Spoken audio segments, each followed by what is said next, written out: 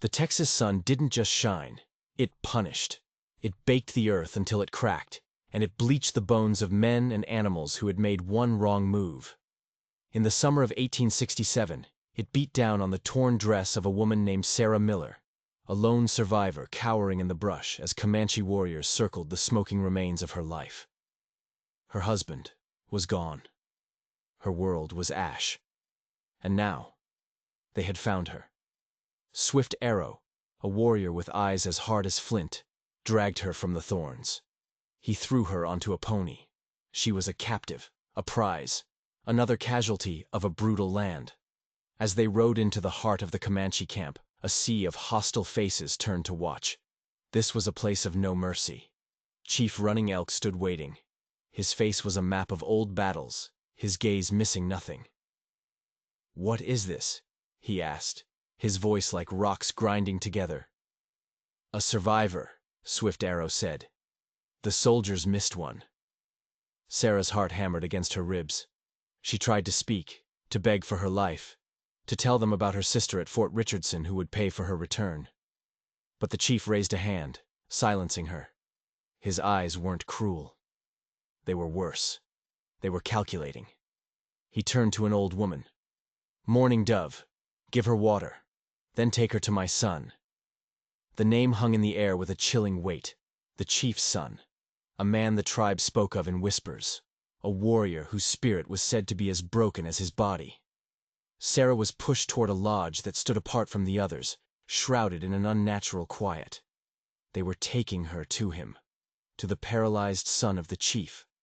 A man they called Little Wolf. She didn't know it then, but she wasn't being given to a keeper. She was being delivered to a judge, and the sentence for her survival had not yet been decided. The inside of the lodge was dark. It smelled of sage and old sorrows.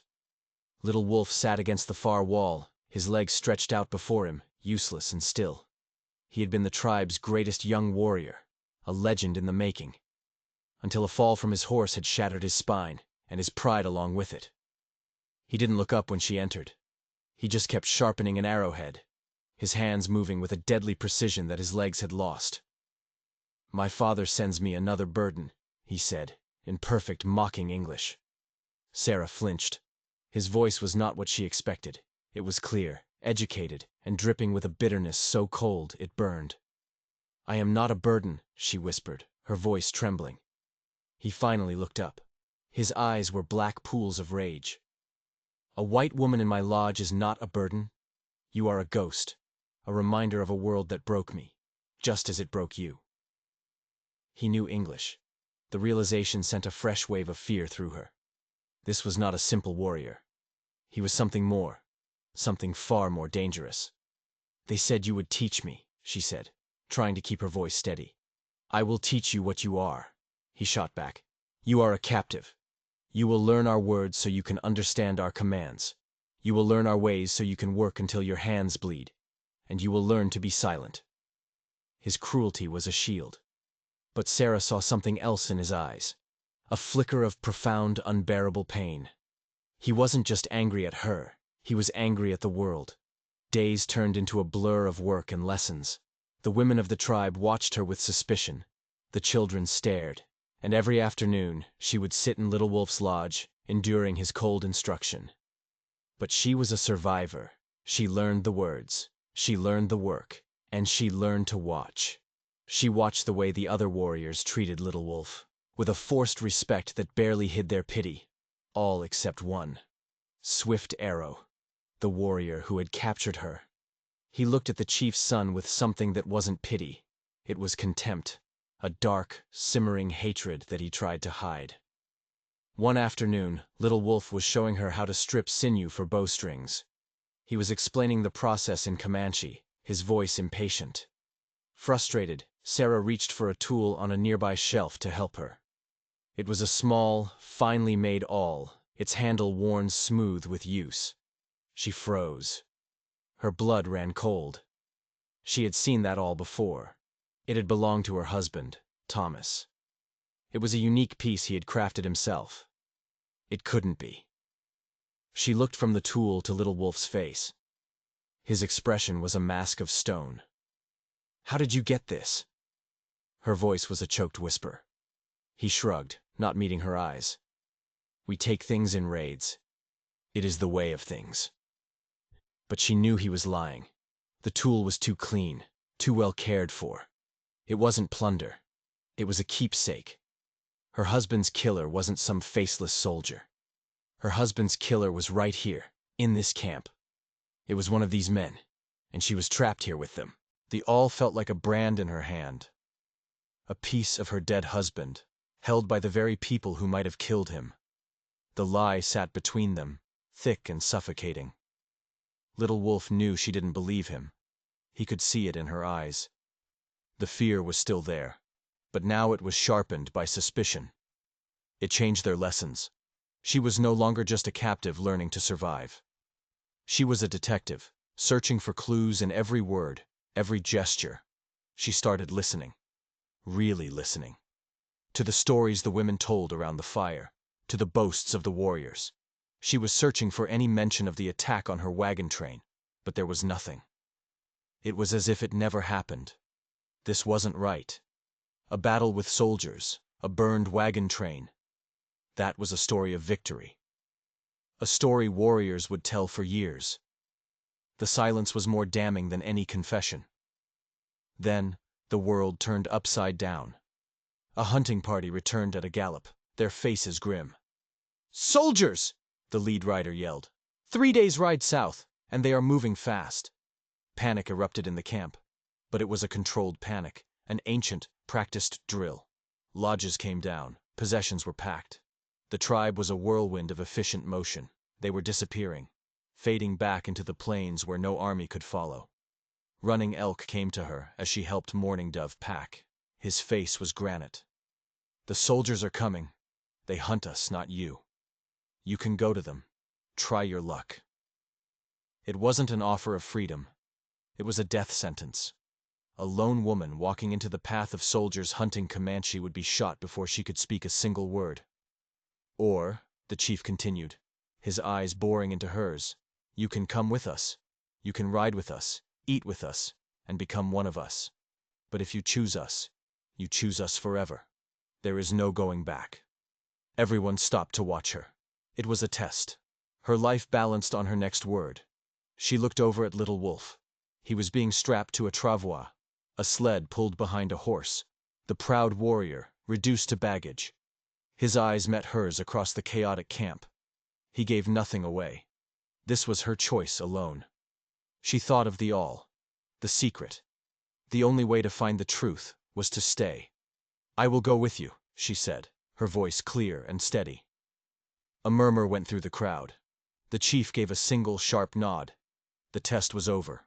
She had passed. The journey was brutal. Days of hard riding under a punishing sun. At night, she would lie awake, staring at the stars, the all hidden in her belongings, a cold, hard secret. On the 3rd day, they were crossing a narrow, rocky pass. The horse pulling Little Wolf's travois stumbled, its hooves slipping on the loose shale. The sled lurched sideways, hanging precariously over the edge of a deep ravine. Little Wolf was helpless, unable to move, unable to save himself. Warriors shouted. Swift Arrow, who was riding nearby, seemed to hesitate for a fatal second. But Sarah didn't hesitate. She threw herself from her pony and scrambled toward the sled, grabbing the edge with all her strength, her feet digging into the crumbling rock. She was all that stood between Little Wolf and a fall that would kill him. Her muscles screamed. The sled was too heavy. It was slipping. Then other hands were beside hers. Running Elk and another warrior had reached them. Together, they hauled the travois back onto the path. Sarah collapsed, her lungs burning. As she looked up, she saw something had fallen from Little Wolf's side during the struggle. It was a small, silver locket. Her locket. The one she had given Thomas on their wedding day. The world stopped. This wasn't a raid trophy. This wasn't a coincidence. There was only one way he could have gotten that locket. He was there. He had stood over her husband's body. The man she had just saved was the man who held the secret of her husband's death. The tribe made a new camp in a hidden canyon, safe from the soldiers. But for Sarah there was no safety. The silver locket was a screaming accusation. That night, she waited until the camp was asleep. She walked to Little Wolf's lodge, the locket clenched in her fist. The awl was tucked in her belt. She pushed aside the flap and entered. He was awake, waiting for her. He had seen the locket fall. He knew this was coming. "Tell me," she whispered, her voice shaking with a rage she could barely control. "Tell me how you got this." He didn't try to lie this time. The firelight cast long shadows across his face as the truth, held back for so long, finally came out. "I was not with the warriors who attacked the wagons," he said, his voice low. "That was not our tribe, it was the soldiers. They attacked the wagon train." Sarah stared, her mind reeling. "Soldiers? But why?" "I do not know. I was hunting alone. I came upon the wagons after. They were burning. The soldiers were gone. Everyone was gone. Except for one man." He paused, his eyes full of a dark memory. "Your husband." Her breath caught in her throat. "He was alive?" "Barely," Little Wolf said. "I gave him water. He spoke to me. He thought I was a spirit." The story poured out of him. Thomas, a map maker, was dying. He knew the soldiers would be back to sanitize their work. He pushed a leather satchel into Little Wolf's hands. "Take it," he had rasped. "It is the key. It will heal the land. It will heal the people. Do not let them find it." Then he had pressed the locket into Little Wolf's hand. "Give this to my Sarah," he had whispered. Tell her the river knows the way." And then he had died. Little Wolf had been faced with a choice: leave the satchel, and the soldiers would find it, or take it, and risk being implicated in their crime. He took it. He had seen Sarah's tracks leading away from the carnage and had followed them, but Swift Arrow's party had found her first. He kept the secret, not knowing who to trust. He held out a hand. "The awl, the locket, I kept them for you, to prove the story was true when the time was right." Sarah sank to her knees, the truth too much to bear. Her husband hadn't been killed by the Comanche. He had been murdered by his own people, and his last act was to entrust his legacy to a stranger, a broken warrior who had kept his promise. "The satchel," she whispered. "Where is it?" "Hidden," he said. "The soldiers are not the only ones I fear." He looked toward the entrance of the lodge, his eyes dark with meaning. He didn't trust Swift Arrow. The air in the lodge crackled. They were no longer captive and captor. They were allies, bound by a dead man's last words. But the real secret, the one her husband had died for, was still hidden. And they were about to discover that healing the land was a code for something that could change the world, or get them both killed. The secret satchel became the center of their world. It contained her husband's last work, a series of complex maps, and a journal filled with cryptic notes about geology and folklore.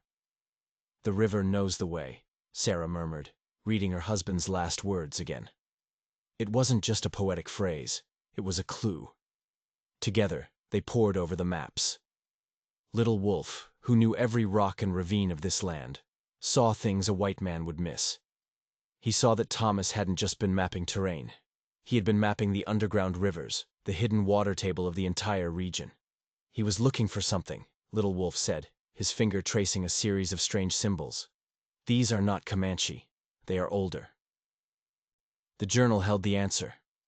Thomas had become obsessed with old native legends of a hidden place, a place of healing waters, where the earth itself breathed steam. The legends called it the Heart of the Mountain. The notes spoke of mineral compositions, of geothermal activity. Sarah's breath caught. He wasn't just mapping. He was a scientist. He believed these legends were real. He was looking for hot springs. It all clicked into place. This arid land was dying from drought. The buffalo were disappearing. The tribes and the settlers were on a collision course over scarce resources. Finding a new, powerful water source, that wouldn't just heal the land. It would give whoever controlled it unimaginable power. This is what the soldiers were after. Not Sarah. The map. This knowledge changed everything. It gave Little Wolf something he hadn't had in 2 years. A flicker of hope.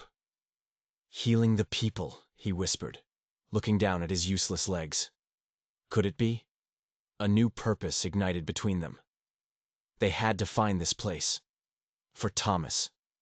For the tribe. And for the desperate, unspoken hope that it might heal Little Wolf himself. This shared quest melted the last of the ice between them. His bitterness gave way to a fierce intelligence. Her fear gave way to a steely resolve. He began to teach her more than just the language. He taught her his culture, his stories, the soul of his people. He taught her the eagle dance, a dance he could no longer perform, but one he remembered in every muscle and bone. He showed her with his hands, his torso, his voice, and she learned. She became his body, his legs, his wings. It was in these lessons that their alliance deepened into something more. In the firelight of his lodge, they were not Comanche and white, broken and whole. They were just two people, finding a way to dance again. But they were not alone in their discovery. Swift Arrow was watching. He saw the long hours they spent together. He saw the maps. He saw the hope returning to Little Wolf's eyes, and his jealousy curdled into a dangerous plan. The night of the autumn festival, the tribe gathered to celebrate the hunt. Mourning Dove gave Sarah a beautiful beaded buckskin dress. She had been accepted.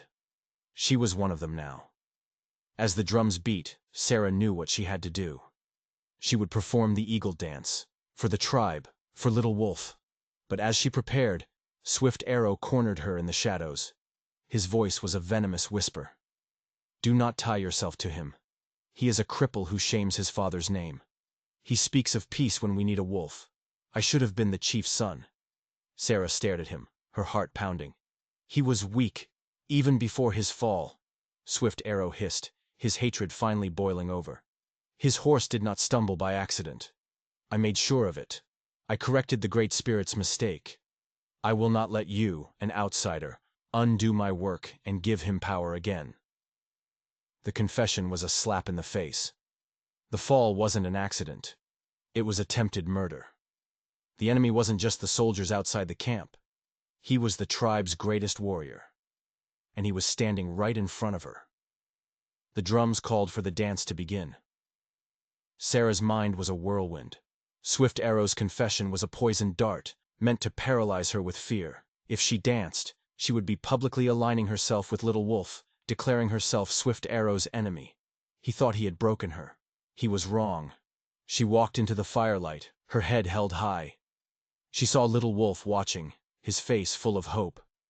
She saw his father, the chief, his eyes questioning. She saw Swift Arrow in the crowd, his face a mask of smug certainty. The rhythm of the eagle dance began.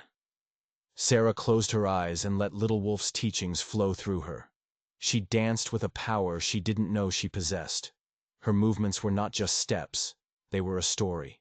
A story of a broken wing learning to fly again. A story of resilience. A story of defiance. She wasn't just dancing for Little Wolf. She was dancing for both of them. She was his legs, his wings, his warrior spirit, brought back to life in front of the entire tribe. The camp watched, mesmerized. They saw not a white woman playing pretend, but the spirit of one of their most sacred traditions, reborn. When the final drum beat faded, there was a stunned silence. Then, the camp erupted.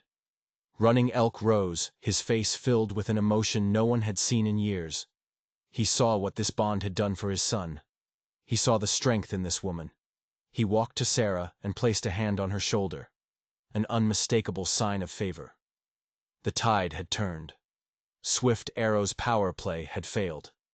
He had tried to isolate them, but instead, he had shown the tribe just how strong they were together. Later that night, outside the lodge, the stars were a cold, brilliant canopy. You danced with the heart of a warrior, Little Wolf said, his voice thick with emotion. You gave me the heart to dance with, she replied. The space between them vanished. All the secrets, all the pain, fell away. I do not wish to leave you, Sarah whispered, her voice finally saying what her heart had known for weeks. My path led to you, he answered, his hand finding hers in the darkness.